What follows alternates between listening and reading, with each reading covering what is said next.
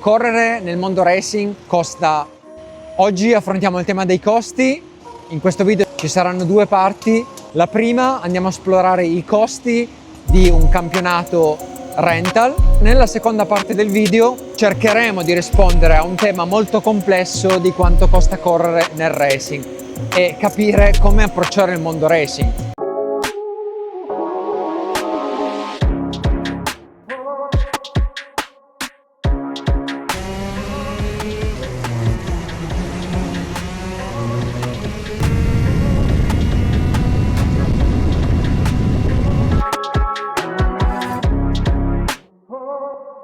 Ciao ragazzi, e in questa prima sezione del video porteremo l'esempio di quanto costa fare il campionato R-Max formato Arrive and Drive sui due tempi, il che vuol dire tu porti solo il casco, la tuta e l'abbigliamento e l'organizzatore porta tutto il resto. Ci sono 6 gare durante l'anno, una gara singola costa 299 euro, consiste in 2 hit eliminatorie e una finale, quindi circa 40 minuti di tempo sul kart. Se uno poi vuole può comprare dei turni di prove libere da 10 minuti che sono la domenica mattina e costano 45 euro. Questi sono i kart del campionato R-Max, sono kart a noleggio da 23 cavalli, due tempi. Ho fatto un video sul mio canale in cui spiego esattamente che tipo di kart a noleggio sono. Per quanto riguarda i costi nel racing, non c'è una risposta secca a questa domanda. Ogni team, ogni campionato è un mondo, un ecosistema a sé stante e i costi variano in maniera diversa e anche sostanziale. Quindi vi posso dare una linea guida. Se nell'esempio precedente abbiamo visto che in una gara R-Max che consiste in un giorno di gara in cui ci sono le prove libere fino alla finale, nel mondo racing non esistono più delle giornate di gara di un giorno solo. Purtroppo il mondo si è estremizzato e anche un campionato entry level, per essere competitivi in quel campionato bisogna effettivamente stare lì dal venerdì fino alla domenica.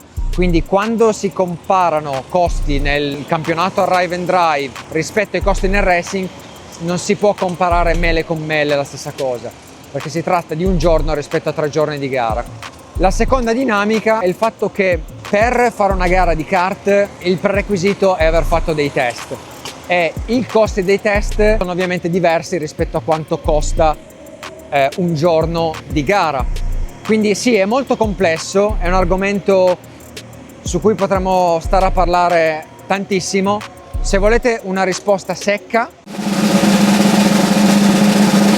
a correre nel mondo racing costa un multiplo rispetto a quanto costa nell'R-Max. Se costa 500 euro farsi una giornata di gara completa nell'R-Max, una giornata equivalente di gara potrebbe costartene anche 1000-1500. Queste sono medie, ci sono ovviamente delle eccezioni, sia in meno sia in più. La cosa che secondo me può aggiungere un po' più valore alla discussione è capire come approcciare il mondo racing. Lo si può approcciare da privato oppure andando a correre con un team.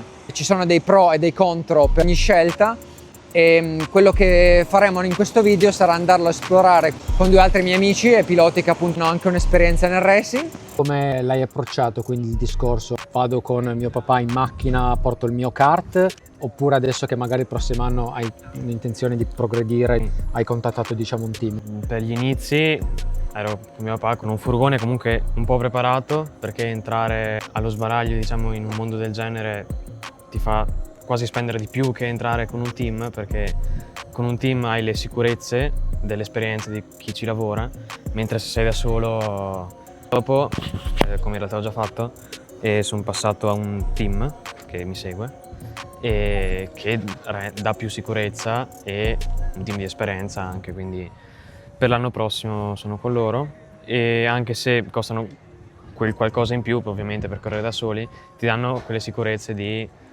avere qualcuno che ti segue, qualcuno che sa seguirti. Ti si rompe il kart e sei da solo in una giornata, non sai ripararlo, finisci la giornata, invece hai un team, te lo riparano in 2-5 minuti e il turno dopo sei in pista. Quindi ti fanno risparmiare tempo sicuramente e ti fanno imparare tanto, sì, anche per i piloti che ci corrono, che ti danno le informazioni giuste e sanno parlare da pilota a pilota. Ti sei approcciato, ma già comunque in un contesto molto professionistico, anche Sì. perché, diciamocelo, il kart negli anni è diventato il padre e il figlio che mettono il kart sul tetto a bisarconi, Sì, ecco. tendoni, eccetera, eccetera. Sì.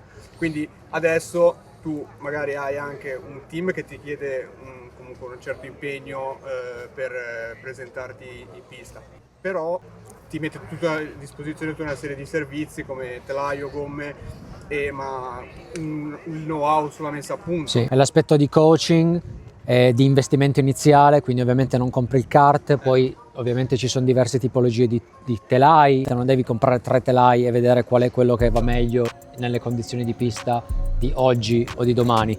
Il team ti offre quel servizio. Poi ovviamente ci sono degli aspetti che sono più discrezionali, tipo quante gomme usi, perché uno se vuole può usare in 5 turni 5 treni di gomme nuove, la matematica è semplice, un treno di gomme costa 220 euro, però è vero, quel che dici tu è che il kart racing e anche il mondo monomarca, che di solito è l'entry point nel mondo racing, si è estremizzato, ha un alzamento di costi enorme e appunto i miei non mi aiutavano da un punto di vista finanziario quando avevo 12-13 anni.